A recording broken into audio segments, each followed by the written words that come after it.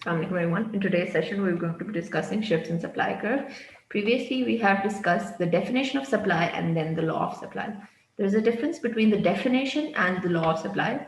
The difference is that the definition of supply basically says that it's the willingness and ability of the producer to produce a product and take it to the market. Whereas the law of supply states that there is a positive relation, there is a positive relationship between price and supply. This is something that we need to keep in mind forever because this is the law that will be carrying forward in all the other topics, and that is going to be applied when we're going to be studying equilibrium, market equilibrium, and how it changes. So this is the basic concept that has to be kept in mind whenever we're moving ahead with this topic. So this positive relation can also be shown as increase in price leads to increase in supply, which depicts a it's directly proportional, so it depicts a direct relationship between price and supply. So supply is always upward sloping. How is it upward sloping? As the price increases, the quantity increases. As the price decreases, quantity decreases, respectively. So this is how we're going to be always drawing the supply curve. So this is something that we have covered in the previous lesson. Today we're going to be talking about the change in supply. Change in supply is basically the shift in the supply curve. Now, when there is a change in supply, quantity supply due to change in price, that causes the movement along the supply curve. But when the supply is impacted by factors other than price, that basically cause the shift in supply curve.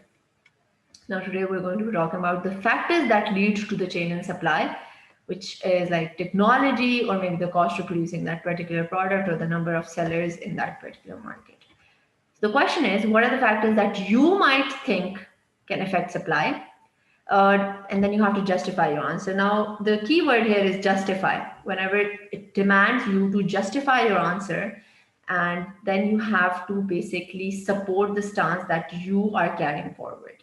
So basically, if you're saying that these are factors, then you have to explain that how would they basically impact the supply, and that would cause the entire supply curve to shift inwards or outwards. If we study the supply factors and if we look at them, number one is the number of sellers. Now, how would number of sellers impact the supply? Basically, if the number of sellers for a particular product, for instance, increase, if we look at the number of producers making masks during this corona episode, we realize that a lot of people started producing masks. So altogether, there was an increase in the number of suppliers of masks and sanitizers and all the things, even certain medicines that were needed during this time period. Then it's the expectation of the sellers, price of raw material. Price of raw material means that if the price of raw material increases, for instance, then the supply, the cost of producing that particular product is going to increase, which would lead to a decrease in the supply of that particular product.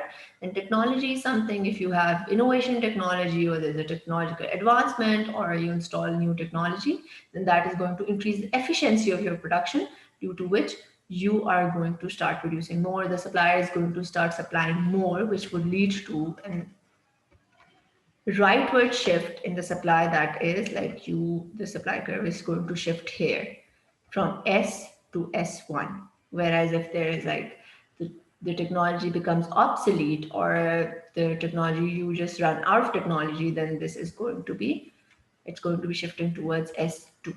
So this is how you draw. So S2 means there's a decrease in supply and S1 means there's an increase in supply. Now let's move forward in order to explain one more case.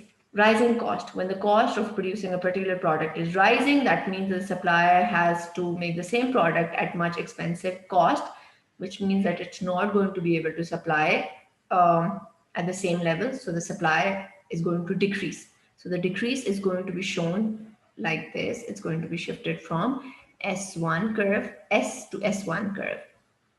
Whereas if the cost is going to, if the cost of raw material, whatever material that you are using for the production of your product, or maybe the labor supply, labor has become cheaper. So now maybe you can hire more labor in order to increase the efficiency of your product. Now you're going to be supplying more. So the supply is going to increase, which will shift the supply curve rightwards. This is the new supply curve S1, which showed the increase in supply.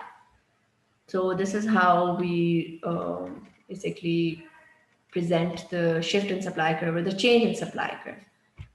Thank you.